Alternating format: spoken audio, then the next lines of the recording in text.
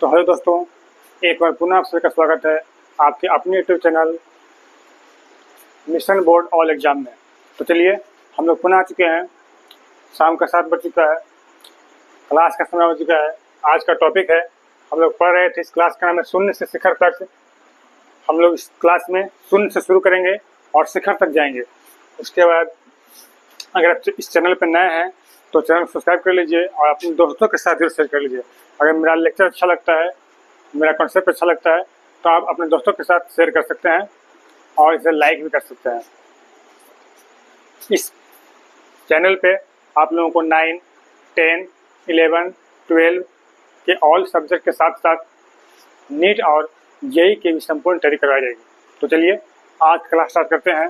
हम लोग पढ़ रहे थे, हम लोग पिछले क्लास में पढ़ा था, फर्स्ट क्लास में पढ़ा था पदार्थ की ठोस अवस्था। हम लोग पढ़ रहे थे क्लास 12 का सब्जेक्ट है केमिस्ट्री। उसमें चैप्टर पढ़ रहे थे 1 जिसका नाम है पदार्थ की ठोस अवस्था यानी सॉलिड स्टेट ऑफ मैटर। हम लोगों ने इसमें जाना था, बहुत सारी बातों को जाना था। पदार्थ क्या है, पदार्थ की कितनी अवस्थाएं होती है। उसके बाद हम लोग पढ़ा था पहला पदार्थ की ठोस अवस्था होती है। पदार्थ की ठोस अवस्था किसे कहते हैं, उसमें हम लोग बताया था कि पदार्थ की वैसी अवस्था जिसमें उसके आवेशिक कण एक दूसरे के साथ बहुत ही मजबूती के साथ बंधे रहते हैं, तो वैसी अवस्था को पदार्थ की ठोस अवस्था कहते हैं। ये बहुत कठोर होते हैं, इनकी द्रव्यमान और प्रसंग निश्चित होती है। हम लोगों ने बहुत सारी बातों को जाना था। उस पर हम लोगों ने जाना था कि पदार्थ की ठोस अवस्था कितने प्रकार होते हैं। तो हम लोगों ने बेसिकली 2 प्रकार से जाना था कि पदार्थ की ठोस अवस्था उनकी आवेशिक कणों की ज्यामितीय आकृति और बनावट के आधार पर 2 वर्ग में विभाजित किया गया है, जिसमें हम लोगों ने पहला जाना था क्रिस्टलीय ठोस, दूसरा जाना था अक्रिस्टलीय ठोस। जिसमें हम लोग जाना था क्रिस्टलीय ठोस किसे कहते हैं, तो वैसा ठोस जिसके आवेशिक कण क्या करते हैं, एक निश्चित ज्यामितीय आकृति में व्यवस्थित रहते हैं और सभी की ज्यामितीय आकृति निश्चित यानी एक ही होती है। तो वैसे ठोस को हम लोग बोलते हैं क्रिस्टलीय ठोस, जिसे हम लोग वास्तविक ठोस या रवादार ठोस भी कहते हैं। जिसमें हम लोग एग्जाम्पल देखा था हीरा, ग्रेफाइट इत्यादि का।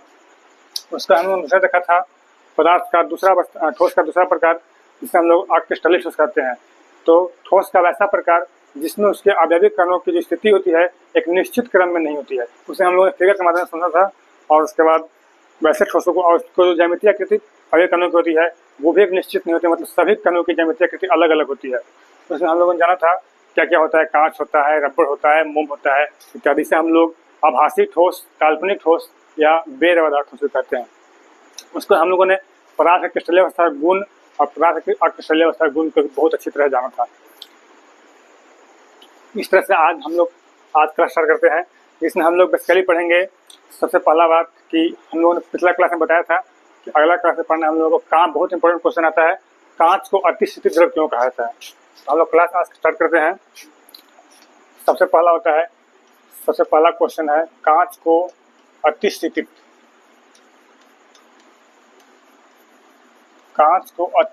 द्रव क्यों कहा जाता है। कांच को अतिस्थितिज द्रव्य क्यों कहा जाता है। कांच को अतिस्थितिज द्रव्य क्यों कहा जाता है, इसे हम जानने से पहले अगर चैनल पर नए हैं तो अपने दोस्तों के साथ शेयर भी कर दीजिए और इस चैनल को सब्सक्राइब कर दीजिए और दोस्तों को भी सब्सक्राइब करने के लिए बोल दीजिए, क्योंकि इस चैनल पर आपको बहुत अच्छी तरीके से 9, 10, 11, 12 और साथ ही साथ नीट और जेईई के तरीके करवाया जाएगा। तो चलिए आज हम स्टार्ट करते हैं। हम लोग सबसे पहला टॉपिक पढ़ना है कांच को अतिस्थितिज द्रव्य क्यों कहा जाता है। हमने जाना था, पिछले बार कुछ छूट गया था, जिसमें हम लोग बताया था समदैशिक और विषमदैशिक बताए थे कि जो क्रिस्टलीय ठोस होते हैं वे समदैशिक होते हैं, विषमदैशिक होते हैं। उसके बारे में हम लोग जाना था। हम लोगों को आज पढ़ना है कांच को अतिस्थितिज द्रव्य क्यों कहा जाता है। इस क्लास को स्टार्ट करने से पहले हम लोग कुछ मोटिवेशन लाइन देख लेते हैं, अच्छा लगता है तो अपने दोस्तों के साथ शेयर कर लीजिएगा। तो चलिए स्टार्ट करते हैं।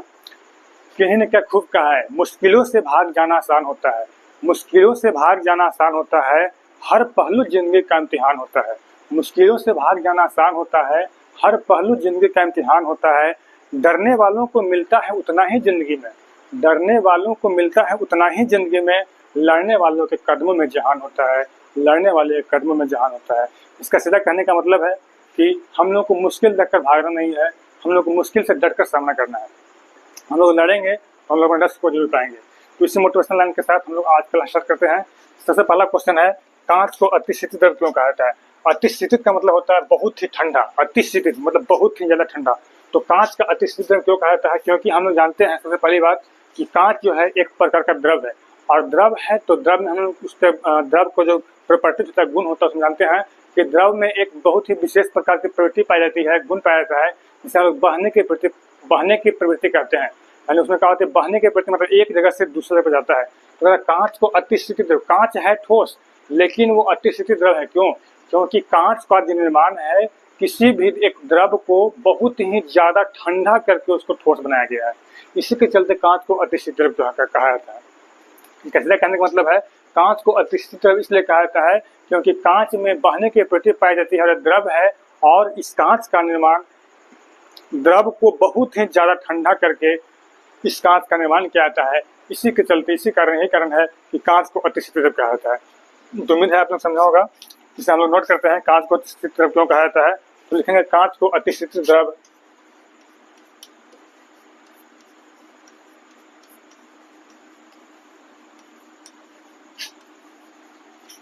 कांच को अतिशीतित द्रव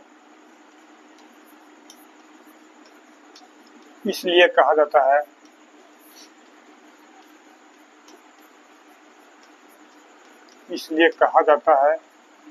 क्योंकि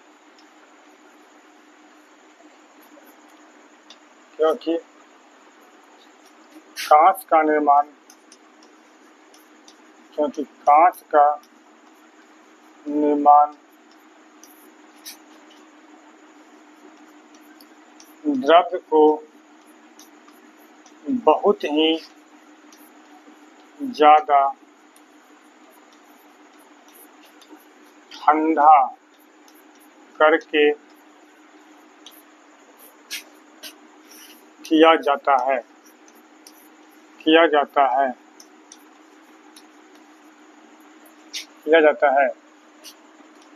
यही कारण है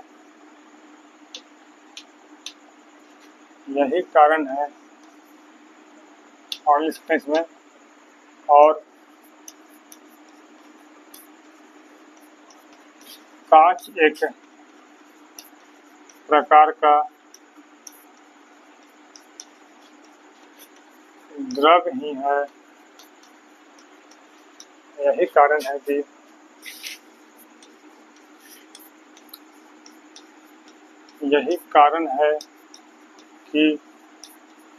कांच को अतिशीतित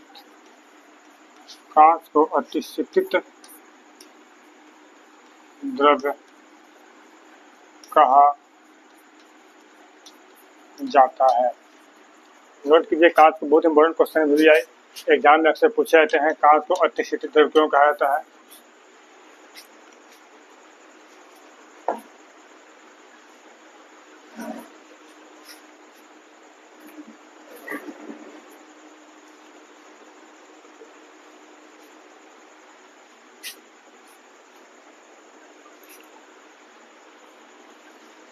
उम्मीद करते हैं आप लोगों ने नोट कर लिया होगा। उसके बाद दूसरा एक बहुत इंपॉर्टेंट क्वेश्चन है जिससे हम लोग बोलते हैं कि पुराने इमारतों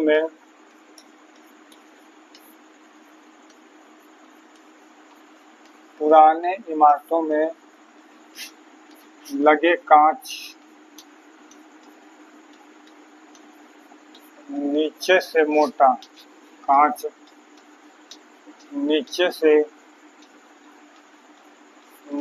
जबकि ऊपर से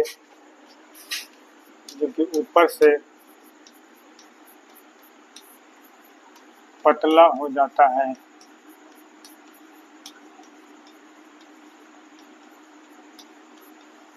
क्यों? हम लोग इस प्रश्न को जानेंगे कि जो पुराने इमारत है, बहुत साल पुराने, 50 साल 100 साल पुराने, उसमें जो कांच लगा रहता है और नीचे से मोटे और ऊपर से पतले हो जाते हैं। क्यों? तो इसका कारण यही है कि हम लोगों ने भी जाना कि कांच क्या है। कांच एक प्रकार का द्रव है, और हम लोग जानते हैं कि कांच में द्रव में बहने की प्रवृत्ति पाई जाती है। तो हम लोग ये भी जानते हैं कि पृथ्वी में एक प्रकार का गुरुत्वाकर्षण बल कार्य करता है। यही कारण है कि पृथ्वी में गुरुत्वाकर्षण बल जो कांच लगे हुए हैं पुराने इमारतों में लगे कांच को धीरे धीरे उस पर तापमान पड़ता है तो उसमें बहने की प्रक्रिया में बहने लगता है और बहने के बाद जो पृथ्वी गुरुत्वाकर्षण बल है उस कांच पे एक प्रकार का विशेष बल लगाता है, जिसके कारण पृथ्वी के गुरुत्वाकर्षण बल के कारण जो कांच के छोटे छोटे कण हैं वो पृथ्वी की तरफ नीचे चले जाते हैं। इसी के चलते ऊपर से कांच का जो पुराने मार्टों में लगा कांच होता है ऊपर से पतला और नीचे से मोटे हो जाते हैं। उम्मीद करते हैं आप लोग समझ में आया होगा। इसे हम लोग नोट करते हैं।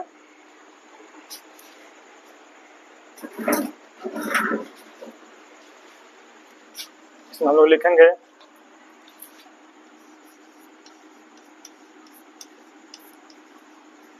पुराने इमारतों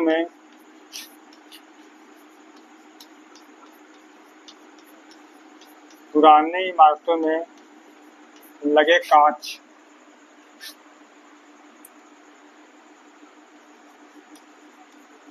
पृथ्वी के गुरुत्वाकर्षण बल के कारण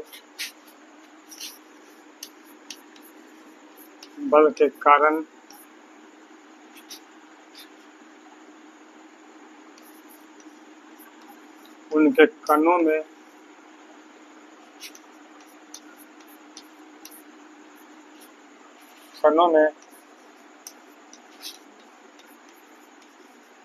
नीचे की ओर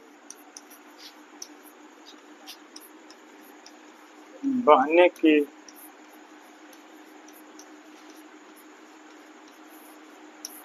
प्रवृत्ति आ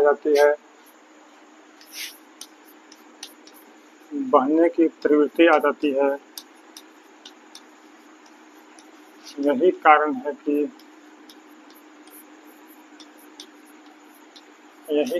कि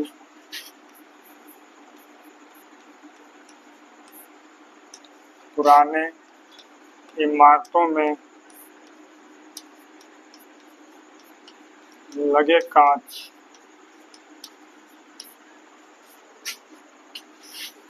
ऊपर से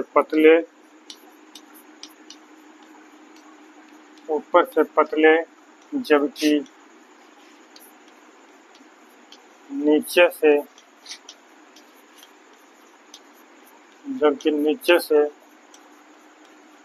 मोटे होते हैं। हम लोगों ने समझा कि पुराने इमारतों में लगे कांच क्यों पतले होते हैं, ऊपर से पतले से मोटे, क्योंकि कांच क्या है, एक प्रकार का द्रव है और द्रव में क्या पाया जाता है, तो बहने के प्रक्रिया पाया जाता है। इस पर क्या करता है, बहुत दिनों के बाद जब पृथ्वी अपना गुरुत्वाकर्षण बल लगाता है तो जो कांच के छोटे छोटे आणविक कण हैं वो पृथ्वी के गुरुत्वाकर्षण बल के प्रभाव में आकर ऊपर से नीचे आने लगते हैं। यही कारण है कि कांच के जो ऊपर वाले भाग होते हैं पतले होते हैं और नीचे वाला भाग मोटे होते हैं। उम्मीद करते हैं आपको इस कॉन्सेप्ट समझ में आया होगा। इसे आप नोट कर सकते हैं, उसका हम आगे पढ़ेंगे। नोट कर लीजिए।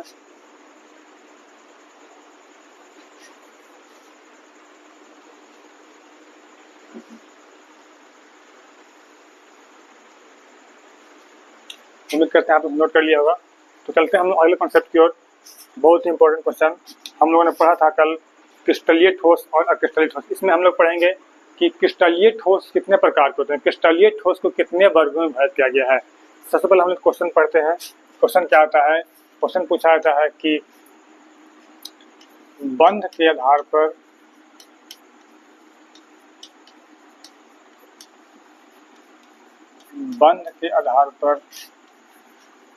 क्रिस्टलीय ठोस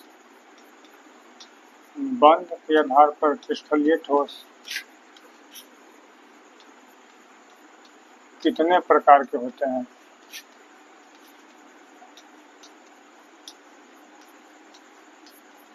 बंध के आधार पर क्रिस्टलीय ठोस कितने प्रकार के होते हैं।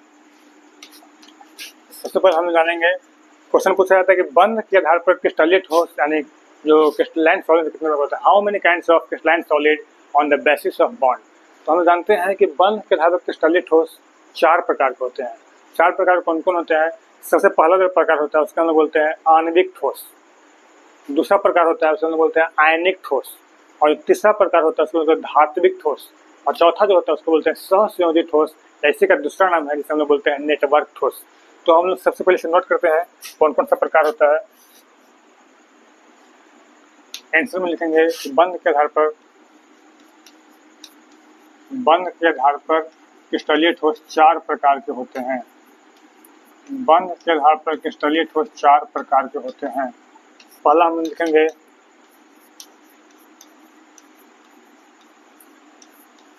आणविक ठोस, दूसरा होता है आयनिक ठोस,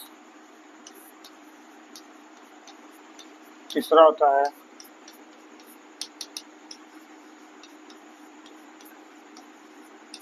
धात्विक ठोस और चौथा होता है वो होता है सहसंयोजी ठोस। सहसंयोजी ठोस। बंध के आधार पर क्रिस्टलीय ठोस 4 प्रकार के होते हैं। कौन कौन? पहला आणविक ठोस, दूसरा आयनिक ठोस, तीसरा धात्विक ठोस और चौथा सहसंयोजी ठोस। हम लोग इसे बारी बारी से डिस्क्राइब करेंगे, इसे नोट कर लीजिए।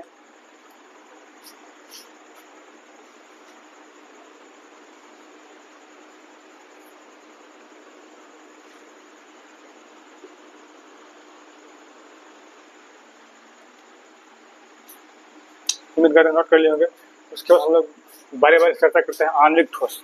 सबसे पहला होता है कि आणविक ठोस किसे कहते हैं, हम लोग समझेंगे। आणविक का मतलब ही कह रहा है, आणविक मतलब वैसा ठोस जिसके अवयवी कण अणु हो यानी मॉलिक्यूल हो। वैसा ठोस जिसके अवयवी कण क्या हो? अणु हो, यानी वैसा ठोस जिसका निर्माण बहुत सारे अणुओं से मिलकर होता है, तो वैसे ठोस को हम लोग आणविक ठोस बोलते हैं। और इस ठोस में, इस आणविक ठोस में एक बहुत ही विशेष प्रकार का बल कार्य करता है, जिसे हम लोग दुर्बल वान डेर वाल्स बल कहते हैं। ऐसी बल के कारण इसके जो अवयवी कण अणु हैं एक दूसरे के साथ परस्पर बंधे रहते हैं। इसे हम नोट करते हैं। सबसे पहला आणविक ठोस क्या है? पहला हम जानेंगे आणविक ठोस क्या है। आणविक ठोस लिखेंगे हम लोग वैसा ठोस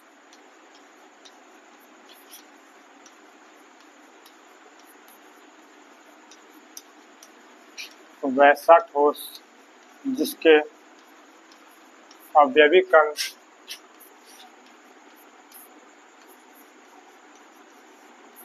अणु होते हैं। वैसे ठोस को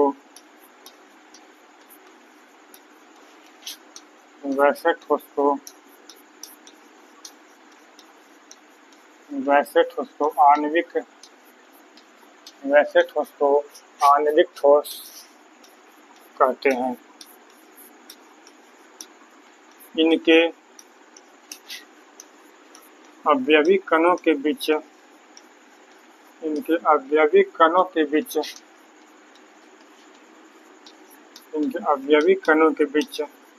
एक विशेष प्रकार का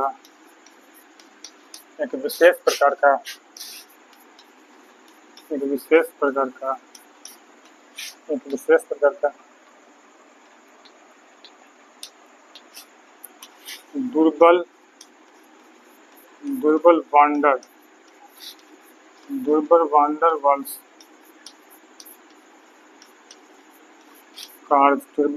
वाल्स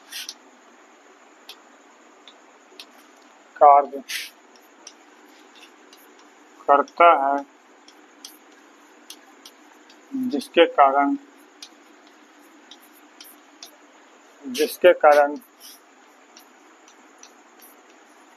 इसके अवयवी कण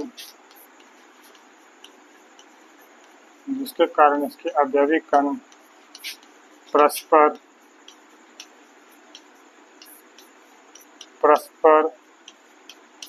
बंधे रहते हैं। इसे नोट कीजिए। यानी वैसा ठोस जिसके अवयवी कण क्या हो? अणु हो, वैसे ठोस को आणविक ठोस कहा जाता है। और इनके अवयवी कणों के बीच एक विशेष प्रकार का दुर्बल वान डेर वाल्स कार्य कर रहा है, जिसके कारण इसके अवयवी कण परस्पर बंधे रहते हैं। वैसे ठोस को बोलते हैं आणविक ठोस। इसे नोट कर सकते हैं। तो अगले क्वेश्चन पूछ सकता है कि आणविक ठोस में किस प्रकार का बल कार्य करता है? तो दुर्बल वान डेर वाल्स कार्य करता है। नोट कीजिए। इसमें हम एग्जाम्पल मिल सकते हैं।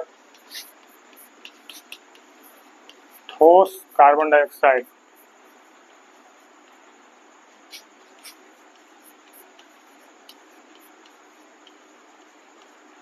आयोडीन, बर्फ, etc.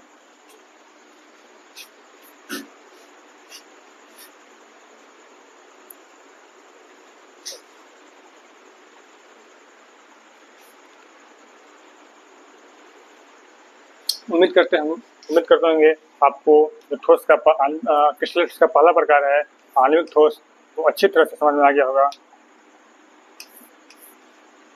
कि आणविक ठोस कैसे कहते हैं। वैसा ठोस जिसके अदैविक अणु हो तो वैसे ठोस को आणविक ठोस कहते हैं।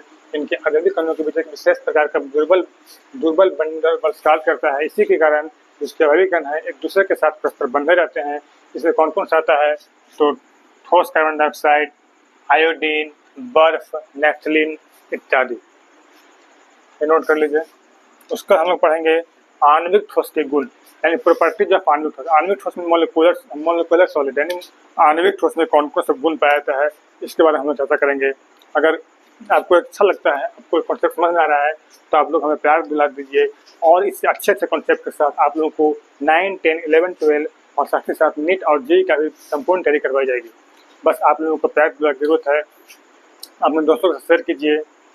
अच्छा लगता है तो एक बार वीडियो को पूरा जरूर देखें। ये वीडियो को देखने के बाद आप लोगों को बहुत ज़्यादा प्रॉफिट होने वाला है। इससे भी ज़्यादा अच्छा कॉन्सेप्ट ट्रिक के साथ आप लोग के साथ सामने पेश किया जाएगा। बस आप लोग हमें प्यार दिला देते रहिए।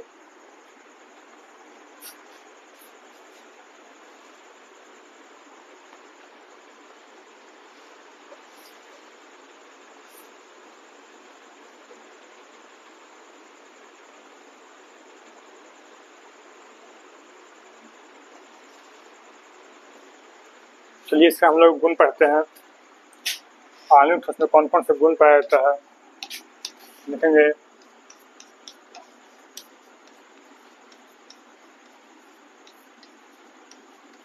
आणविक ठोस के गुण,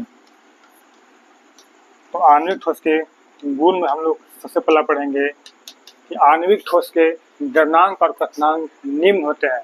यानी आणविक ठोस होता है उसका जो द्रव्यनांक होता है और क्वथनांक होता है वो क्या होता है, बहुत ही निम्न होता है। हम उसको नोट करते हैं। इनके द्रव्यनांक और क्वथनांक, इनके द्रव्यनांक और क्वथनांक, इनके द्रव्यनांक और क्वथनांक निम्न होते हैं। यानी पहला गुण है कि आणविक ठोस के द्रव्यनांक और क्वथनांक निम्न होते हैं। दूसरे हम लोग पढ़ सकते हैं ये वाष्पशील होते हैं। ये वाष्पशील होते हैं। ये वाष्पशील होते हैं। यानी जो आणविक ठोस होते हैं क्या होते हैं, वाष्पशील होते हैं। वाष्पशील करने का मतलब है कि इनके वाष्प आसानी से बन सकते हैं। तीसरा होता है ये विद्युत के कुचालक होते हैं। ये विद्युत के कुचालक होते हैं। तीसरा होता है विद्युत के कुचालक होते हैं। ये विद्युत के कुचालक होते हैं। कुचालक कहने का मतलब है कि इन आणविक ठोस से जो विद्युत है, जो लाइन है, करंट है, आर पार नहीं हो सकता, मतलब इसमें विद्युत का संचालन नहीं हो सकता है। चौथा होता है इनकी वाष्पन ऊष्मा बहुत ही निम्न होती है। इनकी वाष्पन ऊष्मा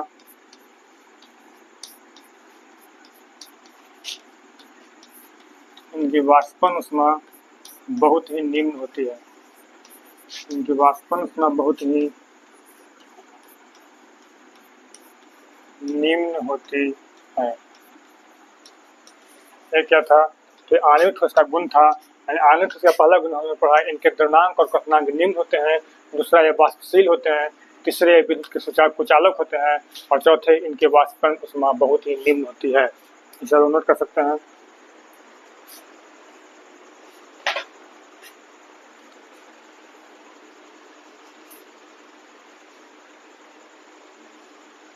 इसी बीच हम लोग क्लास को मोटिवेशन के साथ पढ़ते रहेंगे। इसी बीच एक मोटिवेशन हम लोग देखते हैं, कहता है कि अगर हम लोग ज़िंदगी में पढ़ रहे हैं, अगर ज़िंदगी में कुछ नहीं होगा तो क्या होगा। तो ये कहता है क्यों डरे ज़िंदगी में क्या होगा, क्यों डरे ज़िंदगी में क्या होगा, कुछ ना होगा तो तजुर्बा होगा। बहुत सिंपल बात है। अगर हम लोग ज़िंदगी में डर गए तो डर के हम लोग आगे नहीं बढ़ सकते हैं, सक्सेसफुल नहीं सकते हैं।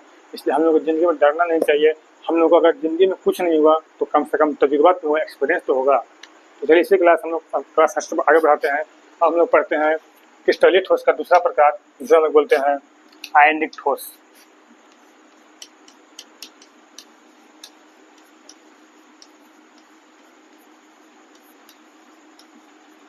आयनिक ठोस, इसके नाम से पता चल रहा है कि आयनिक ठोस मतलब आयनिक ठोस यानी वैसा ठोस जिसके अवयवी कण आयन, और आयन में कौन होते हैं, तो एक होता है धनायन और एक होता है ऋणायन। तो सिंपल बात है, वैसा ठोस जिसके अवयवी कण या तो धनायन होंगे या तो ऋणायन होंगे, तो वैसे ठोस को आयनिक ठोस कहते हैं। और इनके अवयवी कणों के बीच एक विशेष प्रकार का बल कार्य करता है, जिसे हम लोग वैद्युत आकर्षण बल कहते हैं। इसे हम लोग नोट करेंगे, वैसा ठोस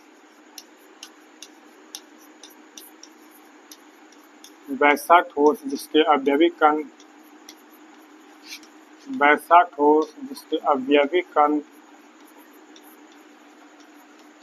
आयन, आयन में क्या, तो या तो धनायन या तो ऋणायन। वैसा ठोस जिसके अवयवी कण आयन, धनायन या ऋणायन होते हैं, तो वैसे ठोस को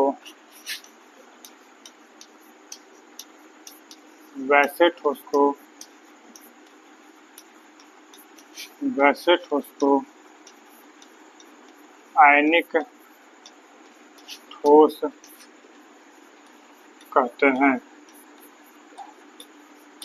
इसे हम नोट करेंगे।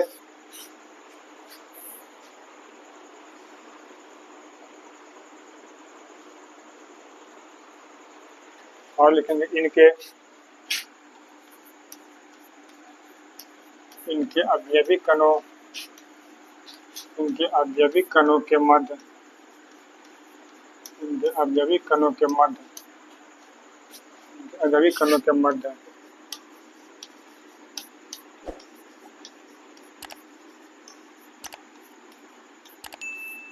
आकर्षण बल, अवयवी कणों के मध्य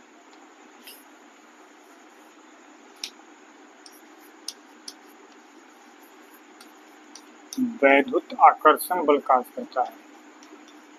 वैद्युत आकर्षण बल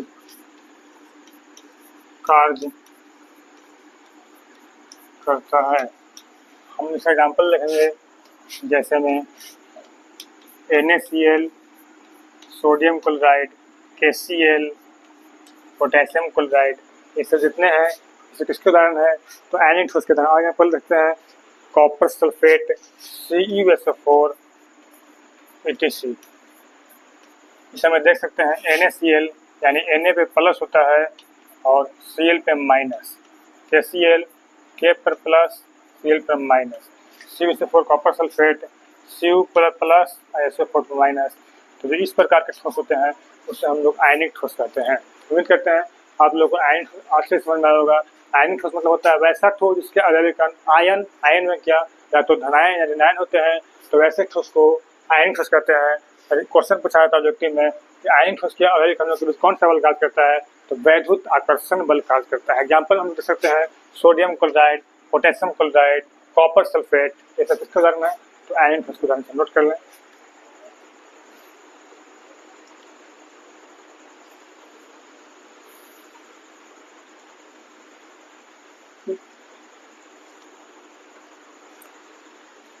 इसका हम लोग पढ़ेंगे आयनिक ठोस के गुण।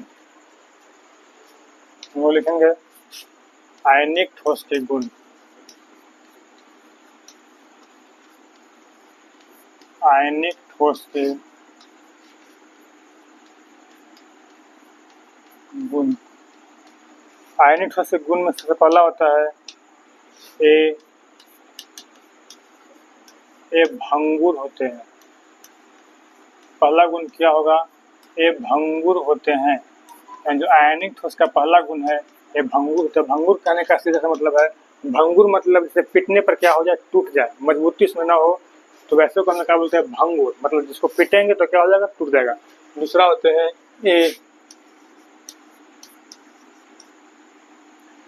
कि जलीय अवस्था में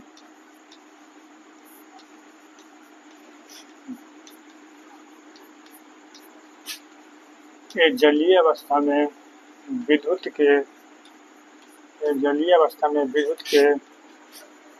सुचालक होते हैं। जलीय अवस्था में विद्युत के सुचालक होते हैं। मतलब जलीय अवस्था में ऐसे भी कुचालक होंगे, लेकिन अगर इसमें जल डाल दे, पानी डाल दे, तो विद्युत के सुचालक हम लोग देख सकते हैं NaCl, यानी सोडियम क्लोराइड साधारण नमक है। अगर ऐसे हम इसमें देखेंगे तो विद्युत कुचालक से लाइन आर पार नहीं हो पाएगा। लेकिन अगर यही हम इसे पानी में डाल दें और पानी में डालने के बाद अगर चेक करें, उसको हम घोल बना दें, तो क्या होते हैं, विद्युत के सुचालक होते हैं। दूसरा गुण हो गया। तीसरा गुण हम लोग कर सकते हैं,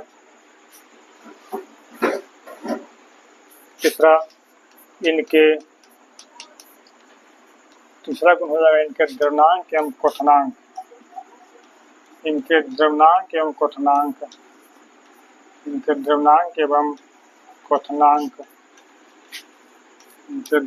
एवं क्वथनांक उच्च होते हैं।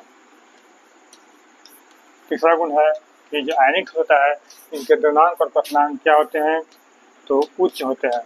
इनके द्रव्यमानक और क्वथनांक उच्च होते हैं। चौथा गुण हम पढ़ सकते हैं, इनकी गलनांक भी उच्च होती है। लिखेंगे इनकी गलनांक भी उच्च होती है। कहने का मतलब है, अगर इसको ज़्यादा टेम्परेचर मिलेगा तभी ये द्रव अवस्था बदल सकता है। यानी आयनिक ठोस के 4 गुण।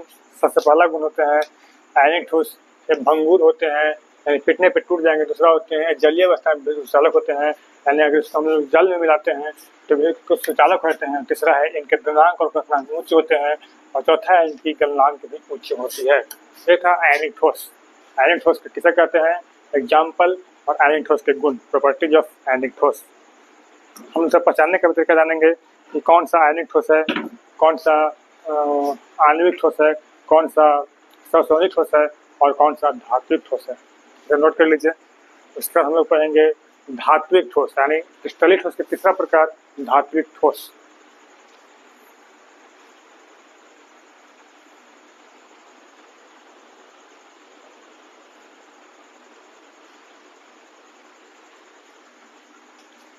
चलिए हम तीसरा प्रकार पढ़ते हैं, धात्विक ठोस।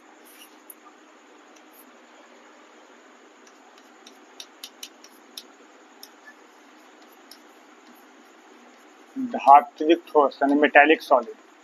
धात्विक ठोस कहने का मतलब है, नाम से पता चल रहा है, वैसा ठोस जिसके अवयविक कण धातु के धनायन होते हैं। यानी वैसा ठोस जिसके अवयविक कण, यानी वैसा ठोस जिसका निर्माण धातु के धनायन को एक निश्चित क्रम में व्यवस्थित करने से होता है, तो वैसे ठोस को धात्विक ठोस कहते हैं। और इनके अवयविक कणों के बीच एक विशेष प्रकार का बल कार्य करता है, जिससे हम लोग प्रबल बंधक बल फोर्स कहते हैं, बल कहते हैं। इसे हम नोट करेंगे।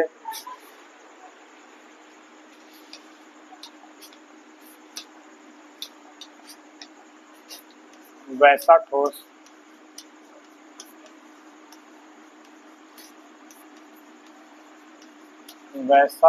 जिसके अवयविक कण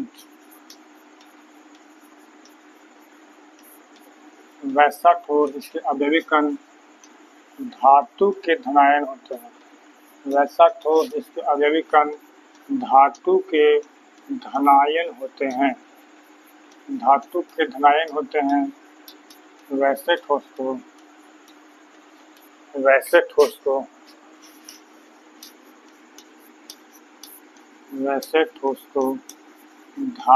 ठोस कहते हैं। वैसे ठोस को धात्विक ठोस कहते हैं। और लिखेंगे, इनके अवयविक कणों के बीच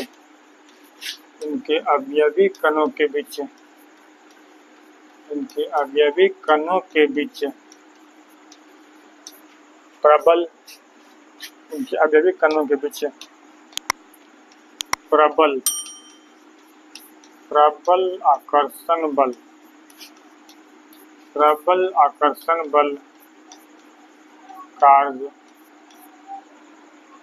आकर्षण बल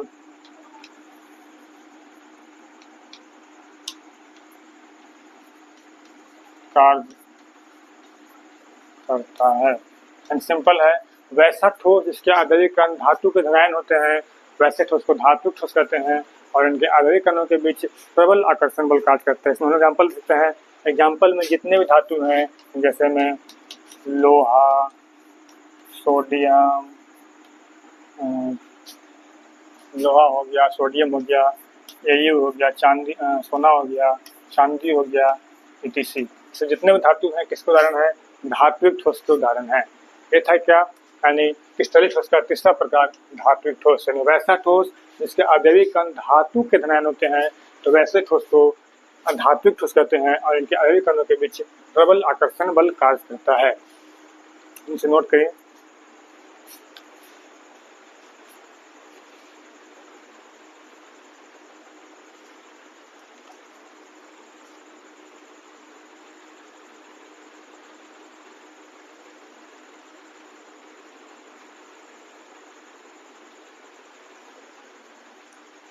तो आज का क्लास यहीं तक, क्योंकि अगर वीडियो लंबा हो जाएगा तो आप लोग को पढ़ने में इंटरेस्ट भी नहीं आएगा, इसलिए हम लोग बारी बारी से अच्छी तरह से कॉन्सेप्ट को पूरी अच्छी तरह समझ के, अगर आपको कोई कंफ्यूजन होता है तो आप लोग कमेंट भी कर सकते हैं। और अगर मेरा कॉन्सेप्ट अच्छा लगता है तो अपने दोस्तों के साथ जरूर शेयर करें और हमें प्यार दें, हमें सपोर्ट करें। सपोर्ट करने के बाद आप लोगों को इससे बहुत अच्छा कॉन्सेप्ट मैथ का, साइंस का, बहुत अच्छी से कॉन्सेप्ट दिया जाएगा। तो चलिए आज क्लास के साथ समाप्त किया जाता है और अगले क्लास हम लोग पढ़ेंगे जो धात्विक ठोस के गुण बचे हुए हैं उसको पढ़ेंगे।